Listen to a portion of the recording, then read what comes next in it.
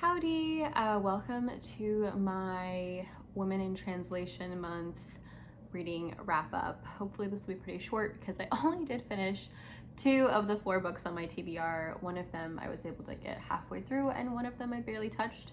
The one I barely touched was The Unwomanly Face of War by Svetlana Alexievich. To be fair, that's like nonfiction and I'm always much slower when it comes to reading nonfiction, so I didn't expect much from myself and I didn't deliver myself very much, so who cares? The 3 books that I did manage to read were, sorry, I have to pick them up. Firstly, Flowers of Mold by Haseong Nam, translated by Janet Hong. Mikeo Kawakami, Breasts and Eggs, translated by Sam Bett and David Boyd. And I feel like I've mentioned this book in the last 4 videos I've made. Tomb of Sand by Geetanjali Shree and translated by Daisy Rockwell. In terms of reading, I had some books this month that just kind of weren't very much my style, so to have these books that I have all really liked was very exciting, and I kind of knew that. I mean, for me, Women in Translation Month, it's like pick books that you already know you're going to like and read them.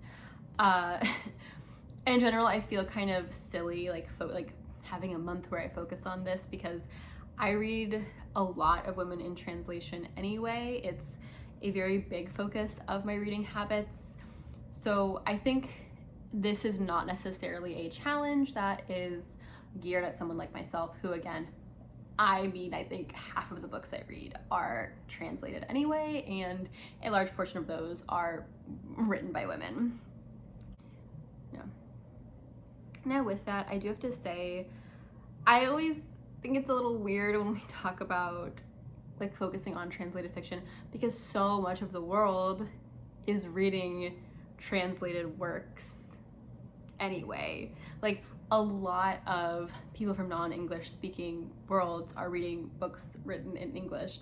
I mean, if you're reading something by a French author, you're reading a translated piece, even if it's from like a Western European, I don't know, like from my experience, like what we consider like the classical canon.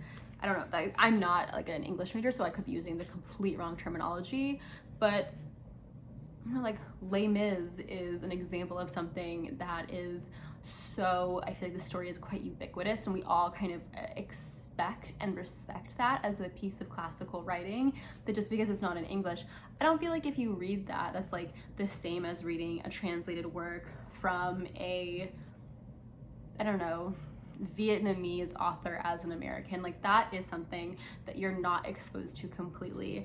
So while I do think that translated fiction should be a focus that we all have, like we all read about people who have these different backgrounds to us, I think at the same time it's a weird way to focus on something because it's, in my opinion, like just bad lines to draw something on. Like, okay, congratulations, you read all translated fiction, but you read it all from another like Western European author.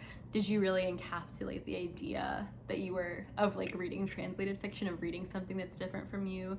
Not that those people can't have different perspectives if you're an American, but like, is that the spirit of this? That's kind of what I'm trying to get at. Hopefully I made sense.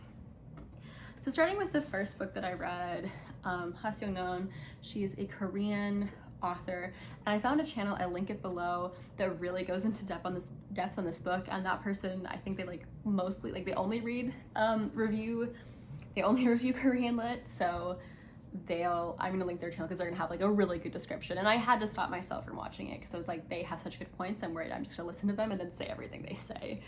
So this is a short story collection. I really thought this was going to be super disturbing.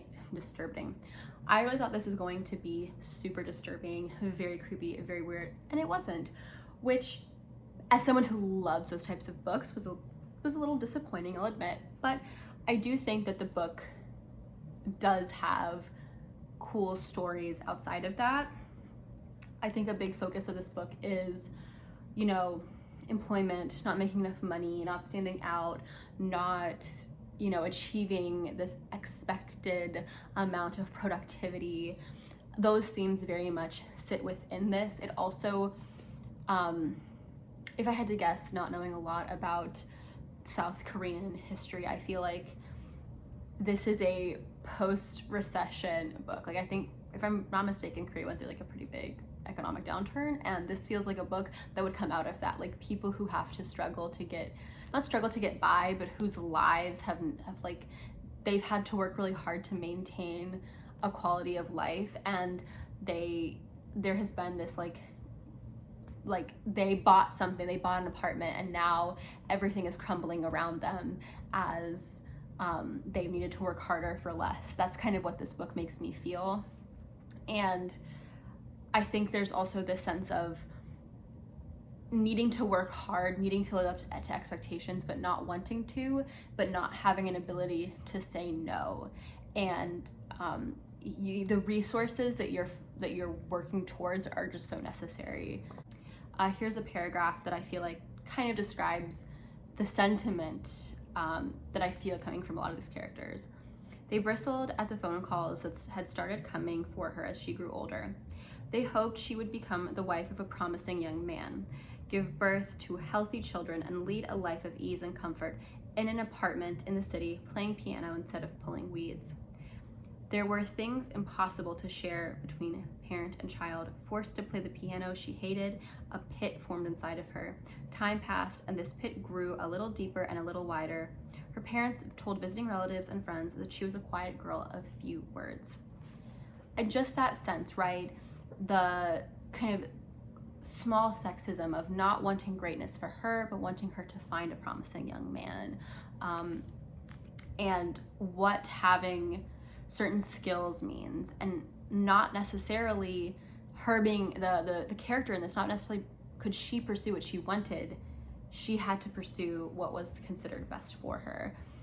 Jobs is a big part of this. You know, I feel like you see a lot of kind of focus on, not focus on career, but the careers of characters are brought up. They're sort of in the forefront of these stories.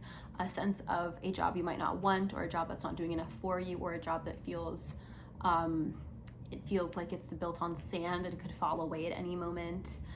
I also love there's twice in the story something gross is given the weight of like humanity almost. One of the stories, your character is digging through trash to learn more about the people around him, and he ends up connecting with a man kind of through the trash. Not because the other guy's looking at trash, but just in a weird way, he sort of ends up connecting with this other man. And in that, he talks about how trash really tells you so much you need to know about a person.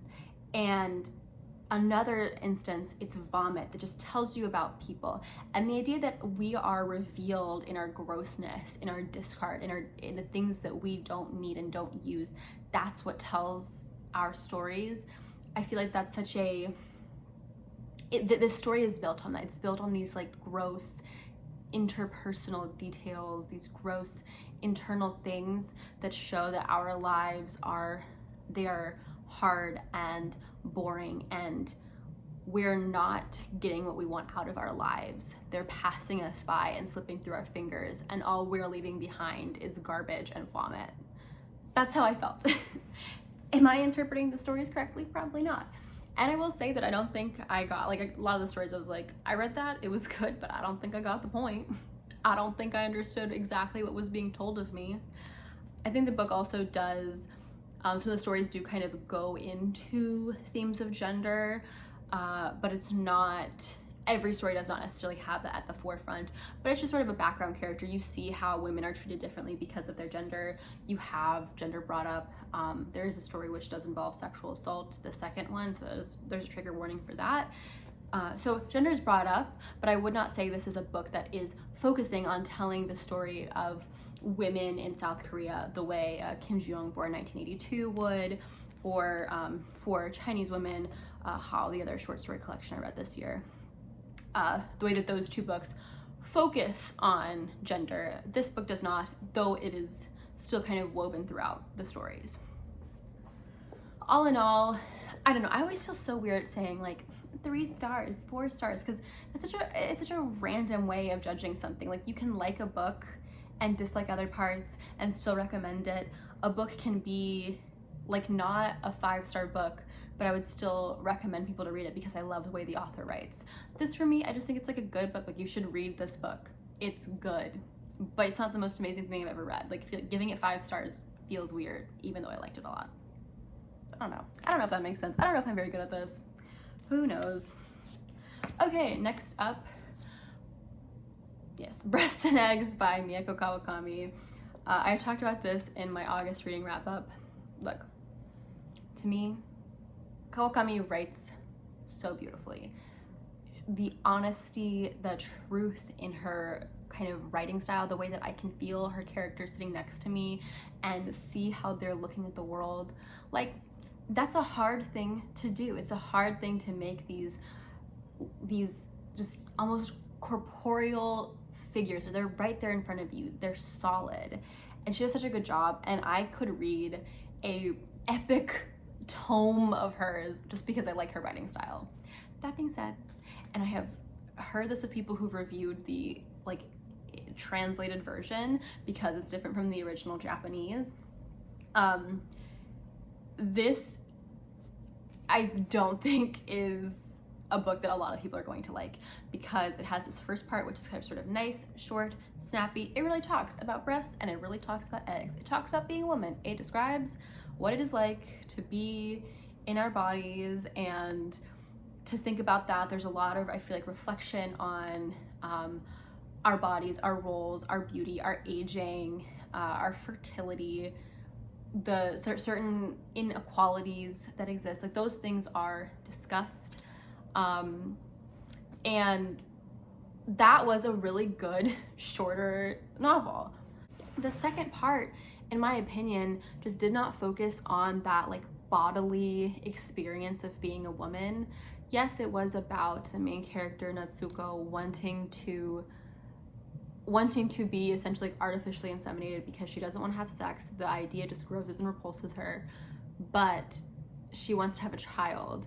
And in some ways, she talks about wanting to have a child because she doesn't want to age alone. But I did not feel like that was at the heart of what this story went into.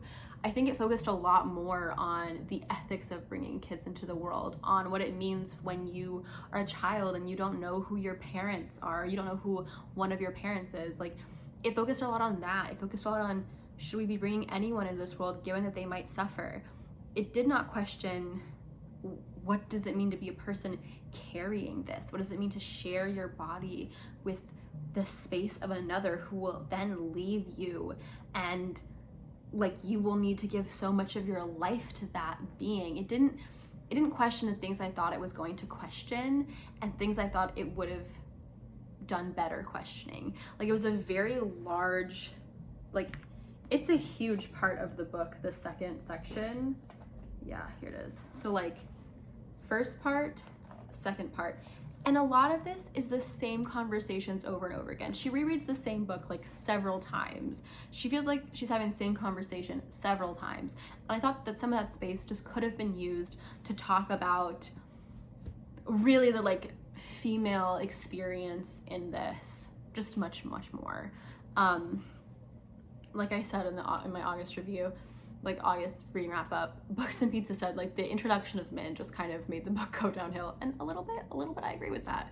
A little bit more unnecessary, I gotta admit. Like, oh my gosh, she just kept going over like this one guy, and the guy doesn't know who his biological dad is, and we hear about that so much, and I was just like, I don't really care. Cool, you don't know who your dad is, that's fine. That's not why I'm reading this book though. You know, and that's obviously patience, you know, having the expectations as a reader versus what you're getting as a result. Still enjoyed it, but I don't think I got as much enjoyment as I could have. Especially too, like the idea that the book is, oh, she's afraid of aging alone. Like in the book, she multiple times says, no, I just want to meet whoever my child will be. I just want to meet whoever my child will be. It's like, that's not the same thing. It's not the same thing as wanting to have a kid because you're afraid of dying alone. Those are different problems. But I think I liked the kind kind of friendships and relationships that Natsuko had. I thought there was really great dialogue when there was dialogue, and in general, I really appreciate how I just really appreciate how Kawakami writes. She's so good at it. She knows how to make just such cool and honest characters. I really loved it. One of my, like, the things that I kind of noted from the second part, a lot of this conversation is gonna focus on the second part because I read the first part like 3 years ago, 2 or 3 years ago. Oh my god, it might have been 4 years ago. No, it was definitely 2 years ago.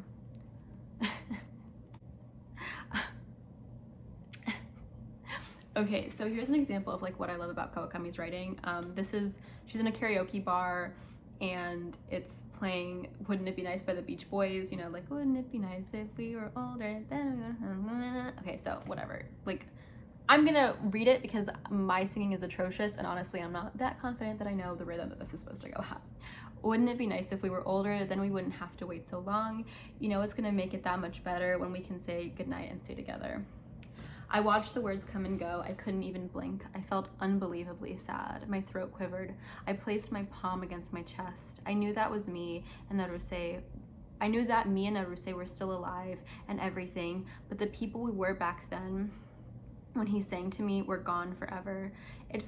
It hurt so bad, I thought my heart was going to pop. It pained me to remember Naruse, the teenage Naruse who was gone now, and the way he'd felt about me back then. He really cared about me, even though I was a lost cause with nowhere to go.